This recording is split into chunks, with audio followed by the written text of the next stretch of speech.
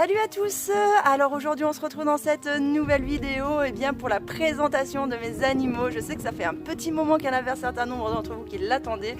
Donc bon bah voilà, ça y est, je me suis motivée à vous la faire. Mais avant toute chose, je vous rappelle que si vous le souhaitez, vous pouvez me soutenir sur Tipeee et vous pouvez accéder à Clippy. Et sur Clippy, vous pouvez regarder des publicités gratuitement et moi en fait ça me permet de récolter quelques centimes. Donc si vous y pensez, bah franchement ça serait cool. Alors on va commencer par Asso. Alors Asso, c'est Asso la feignasse parce que clairement c'est un putain de feignant, mais j'ai jamais vu un chien pareil quoi. Je vous jure. Hein. Alors lui il aime se la glander et il fait le minimum du minimum vital. Hein. Par contre, il a deux grandes passions dans la vie. Et alors là, il se transforme en fait du chien feignant au chien, mais c'est un truc de fou quoi, il est au taquet, il n'a aucun cesse. Et là en fait, je crois qu'il donne toute l'énergie qu'il a accumulée en fin de compte exprès pour ça quoi. Donc il y en a deux, il y en a un, et bien c'est le premier, c'est le gardiennage. Alors ça, c'est vraiment sa grande passion dans la vie. Dès qu'il entend le moindre bruit de quelqu'un qui s'approche du périmètre de son territoire et tout, il part à fond de balle et il a aucune cesse là-dessus et tout. Franchement, ça c'est super cool. Et la deuxième grande passion dans sa vie que j'ai découvert en arrivant ici, parce qu'avant je ne le voyais pas chez moi, mais c'est un gros chasseur de souris. Et je peux vous jurer, heureusement qu'il est là, parce que je crois que c'est lui qui me chasse le plus de souris. Donc voilà, heureusement que mon vieux chien est là. Ah oui, je dis un vieux parce qu'il a donc 8 ans, mon berger allemand. Donc bon bah pour un berger allemand, ça commence à être un petit peu vieux. D'ailleurs je vois que ça y est, le train arrière commence un petit peu à fatiguer. Et du coup, oh là là, rien que de penser que d'ici quelques années, eh bien il va s'en aller, ça me fait mal au cœur. Mais bon voilà, c'est la vie, c'est comme ça. Mais bon voilà, c'est vrai que plus il a les années où il se rapproche un petit peu des 10 ans, là, c'est vrai que je commence un petit peu à me stresser, mais bon voilà, c'est la vie. Ensuite, eh bien, je vous présente ma petite Pounie. Alors elle, c'est Pounie la folinette, parce que bon bah déjà elle a une petite tête de folle, et puis bah c'est l'opposé de mon berger allemand quoi. Elle est toujours au taquet. Vous pouvez l'emmener vous balader pendant 3 heures et tout. Franchement, on revient, elle est encore au taquet quoi. C'est un truc de fou, inépuisable Cléba, inépuisable, mais elle est trop choupinette.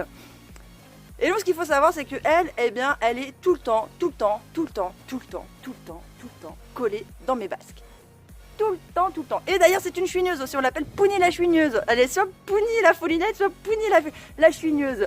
Parce que du coup, elle supporte pas que moi je sois, par exemple, dans la yourte et elle à l'extérieur. Donc du coup, elle pleure tout le temps. Elle pleure quand elle est contente, elle pleure quand elle est pas contente. Bref, c'est un peu vraiment une chouineuse. Mais bon, elle a plein d'autres qualités qui font que bah, c'est pas grave. Après, ce qu'il faut savoir, c'est que c'est une chienne que j'ai récupérée dans une association. Là, maintenant, elle a 1 an et demi, mais je l'ai récupérée. Elle avait un peu plus de 6 mois. Et puis, bon, elle a vécu des choses un petit peu difficiles avant. Et donc, bon, bah, je vois bien que ça laisse quand même des traces. Ça lui a laissé quand même un petit peu des séquelles. Mais bon, voilà, maintenant que ça fait 1 an qu'elle est ici, ça commence à aller mieux sur certains trucs, mais bon voilà, elle n'arrive pas à perdre son côté un petit peu chouinarde, mais bon voilà, c'est pas grave, on la kiffe quand même, et puis c'est tout. Ensuite, eh bien, je vais vous présenter Mimi. Alors lui, c'est Mimi le chat. On l'appelle soit Mimi le warrior ou soit Mimi le ronchon. Parce que bah déjà, c'est un warrior. C'est un chat qui se prend pour un chien. Je pense que dans une autre vie, ça devait être un pitbull. Parce que clairement, lui, il voit un clébard, même pas peur quoi. Il bouge pas, il se dit je vais lui faire la fête. Hein. Sauf que bon bah ça reste qu'un petit chatoun quoi. Donc il fait pas trop la fête des fois. Hein. Et il se trouve que avant, pour la petite histoire, là où je vivais, bah mon voisin avait des chiens. Et donc, eh bien, mon chat, hein, bien évidemment, une nuit, il passe chez le voisin, et puis qu'est-ce qui s'est passé? Eh bien, il avait des canicorsos en plus en face, hein. Eh bien, l'autre, il a cru qu'il allait faire la fête aux canicorsos, sauf que non, c'est les canicorsos qui lui ont fait la fête. Sauf que, heureusement, mes chiens étaient dehors aussi, donc du coup, ils ont entendu le bordel, ils aboyaient en fait, ils faisaient des bruits tels que ça m'a réveillée. Je suis sortie dehors et qu'est-ce que je vois? Je vois mon Mimi dans la gueule du chien du voisin quoi. Je dis oh putain et tout, lâche-le et tout, je lui gueule dessus et le chien par peur il lâche le chat retombe au sol et il arrive à se glisser en fait, il y avait un espèce de mini tracteur, il se glisse là-bas en dessous et en fait les chiens n'arrivaient pas à y accéder en dessous, donc déjà j'étais comme une dingue, je me dis c'est bon, il est en sécurité.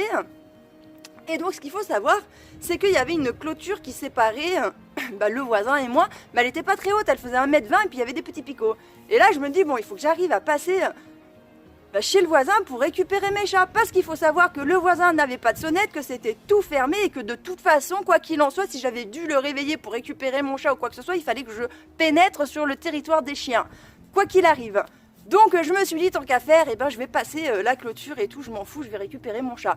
Et donc il se trouve que j'avais un vieux matelas de clic-clac que je gardais et tout, quand j'avais des potes qui venaient et tout, quand on faisait le squat, on jetait ça dehors, on se posait dessus, on était tranquille et on n'avait pas à se casser la tête. Donc du coup je chope ça, je le passe par-dessus la clôture et tout de façon à ce que je puisse enjamber ces petits piquets et puis ne pas me faire mal. Et puis je me dis merde, attends, il y a les chiens, alors j'attrape un grand bâton, il était énorme le bâton. Et du coup je tape comme ça pour faire peur aux chiens, pour pas qu'ils... j'avais trop peur de me faire bouffer quoi. Je passe sur leur territoire et tout, je me faisais caca dessus mais violent. Bref, du coup je leur fais peur, j'enjambe la clôture, j'attrape mon petit chatoun et je repasse de l'autre côté. Mais alors là quand je suis repassée de l'autre côté, mais j'étais comme une dingue, j'étais au top, j'avais mon chat. Et donc là c'était environ 4h du matin, 4h30. Et je me suis dit à l'heure qu'il est, ça sert à rien que je cours jusqu'à Babelouette parce que c'est à 1 heure de chez moi. L'urgence en fait des animaux qui étaient ouverts à ce moment-là la nuit. Et franchement ça me faisait un peu chier d'aller jusqu'à là-bas parce que je me suis dit dans quelques heures mon veto il ouvre et que là-bas j'allais payer en plus de ça une blinde et tout ça vu que c'était les heures de nuit. Donc je me suis dit ce que je vais faire c'est que mon veto donc ouvre à 7h30. Je me suis dit je vais attendre les 7h30 et si mon chat a survécu jusque là c'est qu'il n'y a pas de trucs vitaux qui sont touchés. Et donc je me suis dit à ce moment-là on verra comment ça se passe. Et puis du coup je l'ai emmené chez le veto. Et la très grande surprise, ça a été vraiment un miracle quoi. Le veto il n'en revenait pas hein. Le chat il a rien eu, rien du tout. Il a juste eu un nerf en fait de la patte arrière qui a été touché. Donc il n'a pas récupéré à 100% sa mobilité. Mais sinon tout le reste a été nickel. Donc je suis trop heureuse et j'ai sauvé mon petit chatoun. Et donc aujourd'hui il a 14 ans. C'est le plus vieux de tous mes animaux et donc voilà, depuis cette petite histoire en fait, je pense que il doit toujours avoir des petites douleurs un peu récurrentes et donc du coup, il est devenu hyper ronchon, il ronchonne toujours pour un oui, pour un non, il est jamais content. De toute façon déjà avant, c'est pas un chat qui aime tout le monde. Non, mis à part moi, les autres, il aime personne, il me fait trop rire, il est trop mignon. Mais voilà, maintenant il ronchonne tout le temps, mais c'est pas grave, on l'aime bien, et puis nous ça nous fait marrer quand il ronchonne, on se fout de sa gueule un petit peu. Donc voilà, et donc pendant cette épopée-là, si vous voulez, j'arrive chez le veto et je vois qu'ils avaient un chat à donner. Et il se trouve que moi j'ai toujours été quelqu'un, j'ai toujours eu des animaux à la base par paire. Parce que quand j'en perds un, il en reste toujours un, et pour moi en tout cas ça a toujours été plus simple de faire mon deuil en ayant un autre animal parce que ça me permet de donner l'affection que je donnais avant à l'un, je peux le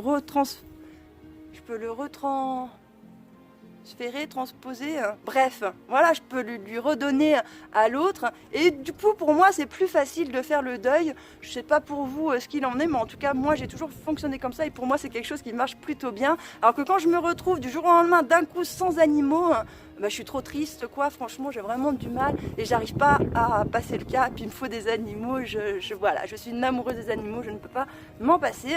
Et donc du coup là quand je suis arrivée chez le veto, que j'ai vu cette petite gueule d'amour qui était à donner et que moi j'avais peur de perdre mon chat et tout, je me suis dit je dis à la veto, si avec mes chiens ça passe, franchement je vous le prends. Et donc c'est comme ça qu'est arrivé notre petit Niwok dans la famille. Et tout de suite avec les chiens ça s'est très très bien passé. C'est trop un amour de petit chat. Alors on l'a appelé Niwok parce que à l'époque j'étais avec mon ex et il avait des joues mais énormes, je vous jure, un truc de fou. Et mon ex il me dit je trouve que ça ressemble à Niwok dans Star Wars. Star Wars. Ouais, excusez-moi, je regarde pas trop. Donc, il m'a montré une photo de qui c'était. Je dis, ah ouais, d'accord, c'est vrai.